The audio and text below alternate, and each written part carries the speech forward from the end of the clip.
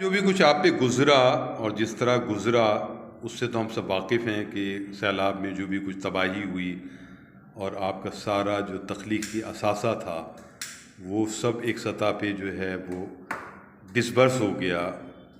और उसके बाद आपने एक असर नौ जो है वो हिम्मत करके और अपनी जो आर्टिस्टिक आपकी जो एक उपज है, क़ुव्वत है, उससे मैंने देखा कि आपने अपने स्टूडियो की दीवारों को दोबारा सजा लिया।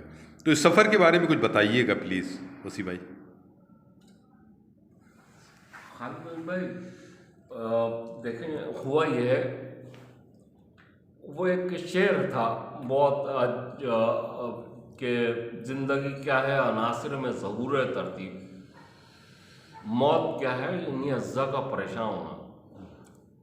मैंने किसी ज़माने में ये सोचा कि यार वो किसी तरीके से मैं मौत को या ज़िंदगी को पेंट करने की कोशिश करूँ, तो मैंने इसी चीज़ की स्टडी करना शुरू करी। जो होते हैं ना कार्डियोग्राम्स होते हैं, उनकी स्टडी करना शुरू करी, तो पता ये चला कि वो जहाँ ढक ढक ढक और फिर एक मखसूस जगह पे वो दोबारा उठता था,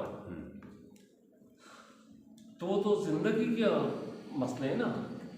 लेकिन जहाँ पर वो सिंगल लाइन चलने लगती है मॉनिटर, वो तो जिंदगी खत्म हो गई, हाँ, मौत हो गई वहाँ पर। तो मुझे ये शेर जो है ना कुछ अजीब व गरीब लगने लगा।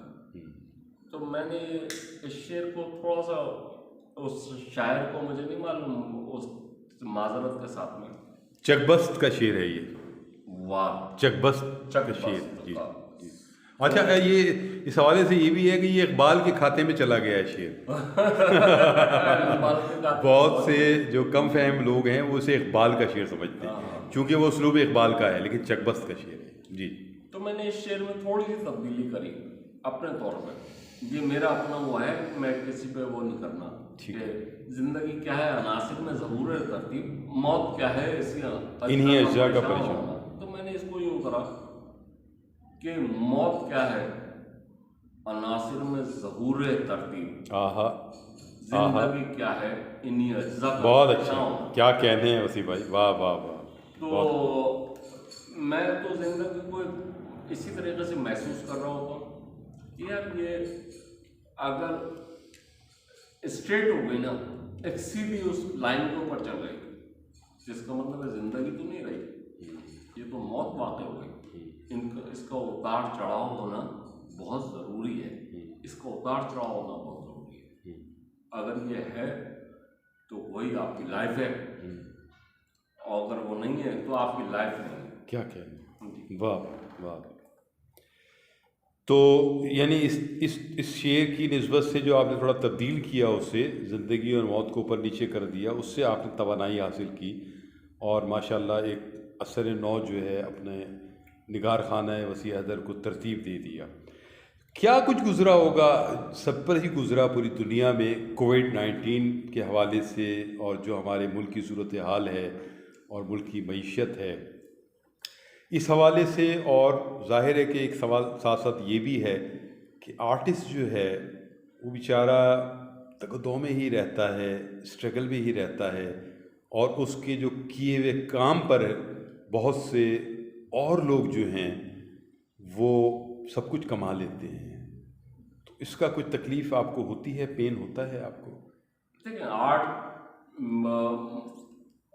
खुसूसन आर्ट से और भी बहुत सारी चीज़ें हैं ना। शायरी, अब हम फराज को अगर लें तो उनके शेर अगर उठाएं, खालिद मोहम्मद भाई आपके शेर में उठाओ कि जैसे वो शेर था कि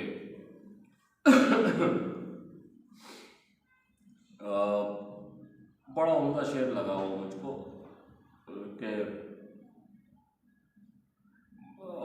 आगाज रक्स करते हुए, क्या हाँ, आगाज रक्स करते हुए, तो यार ये इस तरह की चीज़ें ये बहुत अट्रैक्ट करती है ना। मुझे अब खुद भी शेर को याद नहीं आ रहा है मैं इस वक्त अभी के। याद कर दूंगा। तो इधर उधर से सरोकार थोड़ी होता है। हाँ, इधर उधर से लहू की ताल पे लहू की ताल पे आगाज रक्स करते हुए इधर उधर से सरोकार थोड़ी होता है। तो हम तो लहू की ताल पे रक्स कर रहे हैं ना, वाह।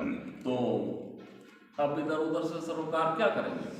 इसमें एक शेर मैंने आपको डेडिकेट भी किया था कि लकीरें खींचते रहने से बन वाह गई वाह वाह। तस्वीर, लकीरें खींचते रहने से बन गई तस्वीर, कोई भी काम हो बेकार थोड़ी होता है। बेकार थोड़ी होता है। ये मैंने आपको डेडिकेट किया है। बहुत बहुत उम्दा।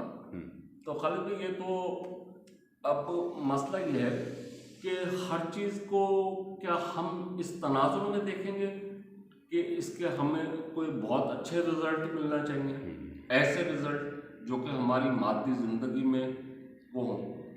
हमने अपने प्रोफेशन का, अपने शोबे का जो तयन किया है, अपने शोबे का जो डिसाइड कर लिया ना कि हमें ये शोबा होना चाहिए, हम कैसे ये डिसाइड कर सकते हैं कि यार हमें सब कुछ मिल जाना चाहिए, ये तो मेरा अपना फैसला था।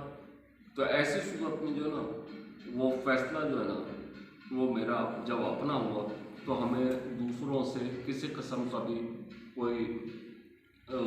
कोई गिला शिकवा नहीं, सरोकार इधर उधर से सरोकार थोड़ी। हमें कोई सरोकार नहीं है। ओके जी, तो अल्लाह का शुक्र है, मैं मुतमईन हूँ इस जगह पे कि मैं एक आर्टिस्ट हूँ। अगर मुझे दूसरी ज़िंदगी का तस्वुर तो हमारे यहाँ नहीं है, लेकिन अगर मिले तो मैं यही कहूँगा, मैं आर्टिस्ट पैदा होना चाहता हूँ। इन तमाम तकालीफ के साथ में भी मैं चाहता हूँ कि मैं आर्टिस्ट ही पैदा हूँ। वाह। अच्छा, ये भी तो एक असर नौ आपका एक जन्म ही हुआ है कि जब आपका सारा तख्लीकी सरमाया चला गया वज़ी अदर साहब, तो फिर आपने एक असर नौ उसको तश्कील देना शुरू किया। आप किस हद तक मुतमईन है कि वो कर सके आप, और किस हद तक जो है वो जाहिर है कि नहीं हो सका? देखिए खालिद भाई, इसमें ये हुआ है कि लाजमत है अब के मैं 63 क्रॉस कर गया माशाल्लाह। जी। अब ऐसी सूरत में जो है ना, फिजिकली तो मैं थोड़ा सा कमज़ोर हो ही सकता हूँ, लेकिन मेंटली मैं इतना कमज़ोर नहीं हूँ। ज़बरदस्त। और मैं फाइट करना जानता हूँ, ज़बरदस्त। मैं फाइट करूँगा इंशाल्लाह। ज़बरदस्त। और मैं दोबारा किसी उतना ही सब कुछ पेंट कर दूंगा, ये मुझे पूरा यकीन है। कितना मुश्किल है एक आर्टिस्ट को इस माशरे में, जो हमारा माशरा है वसी अदर भाई, ख़ास हमारा माशरा जिसमें फ़न की उतनी ज़्यादा पसीराई नहीं है या पे ऑफ नहीं होता। एक आर्टिस्ट या जितने भी फ़नून हैं हमारे फ़नून लतीफ़ा के, उसमें आप अपने आप को रखें तो ये समझें कि नाम की सतह पर काम, यानी काम तो आप कर ही रहे हैं, या और दीगर चीज़ों में आपको कुछ पे हुआ, सच्चाई से बताइएगा। देखिए खालिद भाई, ये जो शोबा है ना मुसव्वरी का, इसमें अगर कोई ये सोच का दाखिल हो जाए कि वो किसी दूसरे शोबों में, मैं उन शोबों का अगर नाम लूँगा तो वो अच्छा नहीं लगता, लेकिन फिर भी दूसरे शोबों में अगर दाखिल हो जाए और वो सोचे कि यहाँ से कमाई होगी, ये मुसव्वरी का शोबा तो मेरा या किसी भी आर्टिस्ट का एक बिल्कुल एक खुद का फैसला है। कौन मेरी तख्लीकात को, क्रिएशंस को कौन खरीदेगा? नहीं खरीद सकता ना, ये एक मुश्किल मसला है। तो ऐसी सूरत में इसका मतलब है कि आपने अपना खुद फैसला करा हुआ है, तो मुझे ये शोभा ही रखना है। तो ये आखिरी सवाल ये है कि आर्ट गैलरीज का जो किरदार है वो बहुत ज़्यादा हमें कमर्शियल नज़र आता है। उसमें आर्टिस्ट बेचारा कुछ उसको एक्सप्लॉइट होता है या कुछ बेहतरी है उसके लिए। खालिद भाई, और कराची एक बड़ी आर्ट गैलरीज का शहर है। कराची एक बड़ी आर्ट गैलरीज का शहर भी है, और जो यहाँ पर क्यूरेटर्स बैठे हुए हैं जो आर्ट गैलरीज को चला रहे हैं, असल में वो आर्ट लवर्स नहीं है, वो बिजनेसमैन है। उनको तो अपना बिजनेस भी देखना है ना। तो ऐसी सूरत में वो हमारी तरफ इतनी तवज्जो नहीं देंगे, उनको इससे कोई गर्ज नहीं है कि अच्छा आर्ट कहाँ हो रहा है। तो ऐसी सूरत में हमें परेशान होने की भी ज़रूरत नहीं है, और ये मामला चलता रहता है। और चलता रहेगा। और इसमें कामयाबी उसी की है कि जो सिंसियर होकर काम करता रहेगा।